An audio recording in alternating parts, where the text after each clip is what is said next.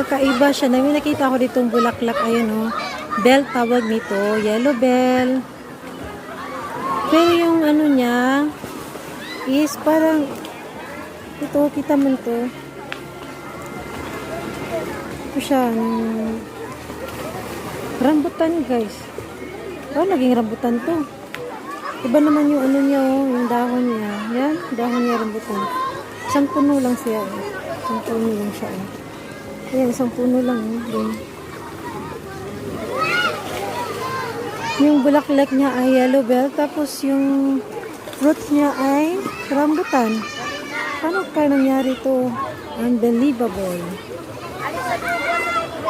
Unbelievable. Guys, oy. Ayan. Rambutan. Rambutan yellow bell. Meron ganun. Tingnan nyo guys. Isang puno lang siya. Isang puno.